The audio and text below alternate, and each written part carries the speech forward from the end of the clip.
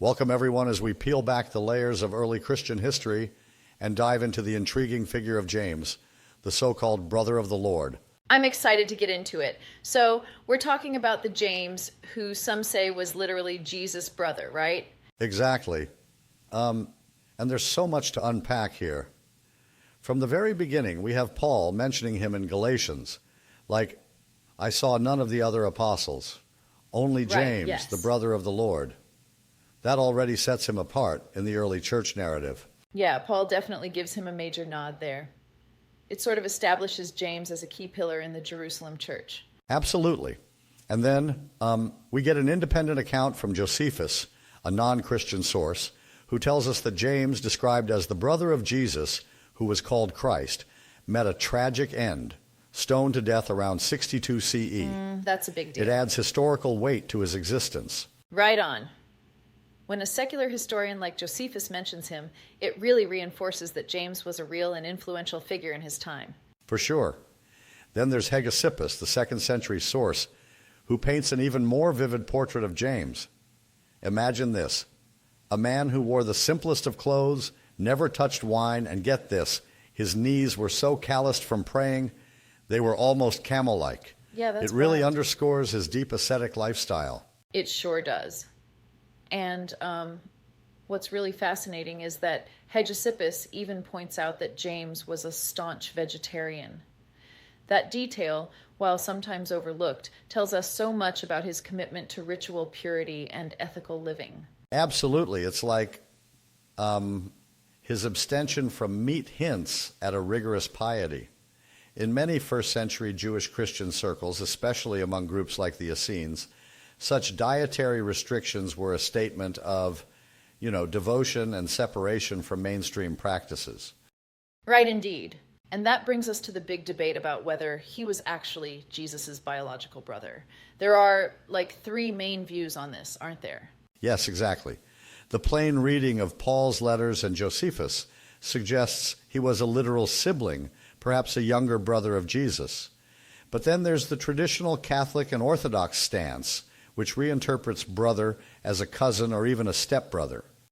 I get that. I have to say, though, the idea of simply reinterpreting the term adelphos feels a bit like trying to rewrite history to fit theological needs, don't you think?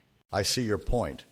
It can seem like an attempt to maintain the idea of perpetual virginity for Mary, but then on the other hand, Paul's own words lean toward a literal familial connection. It's a debate that really shows how language and tradition can become entangled over time. Yeah, exactly. So, moving on from family matters, there's another fascinating aspect: the theological divide between James and Paul. Their visions of Christianity were almost like 2 divergent streams. Spot on. James was deeply rooted in Torah observance. He was all about keeping the Jewish law intact and saw Jesus as the fulfillment of those traditions, while Paul was more into the universalist gospel, arguing for salvation beyond the law. Right, absolutely.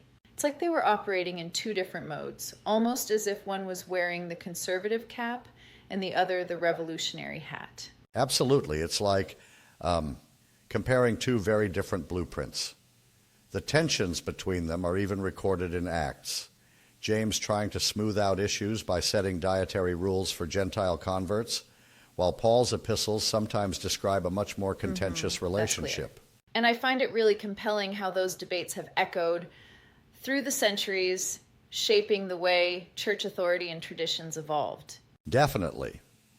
Now, another layer to James is his association with the Epistle of James. That text emphasizes ethical behavior, care for the poor, and even seems to counter Paul's faith alone theology. Right, yeah. I remember Martin Luther calling it an epistle of straw because he disputed its depth compared to Paul's letters. True, Luther wasn't a fan, and modern scholars like Bart Ehrman go even further by suggesting the epistle might have been written after James's death, maybe in his name to bolster a tradition that was, more legalistic and aligned with Jewish Christian practices. Very interesting. It's like his legacy became a tool for multiple agendas, a sort of holy brand that different factions could authenticate. Exactly, and that's reflected even in how James appears in later traditions. For instance, in Ebionite texts, he's seen as the legitimate leader of the church, the true successor to Jesus, whereas Gnostic writings cast him as the secret keeper of mystical wisdom. Right, that duality is fascinating. But isn't it a bit problematic that such divergent portrayals exist? It almost feels like his image was being rearranged to fit various narratives. That's a fair critique. It suggests that, over time, political and theological agendas sculpted his memory. I mean, if you consider how later Orthodox traditions elevated Peter and Paul, it seems likely that James's prominence was deliberately downplayed to support a different ecclesiastical narrative. Yeah, I can see that. It's a bit like a historical game of musical chairs where who sits in power changes based on which story wins out. Exactly, and that brings us back to the notion of James as a pillar we forgot, or even as the original leader of that early movement.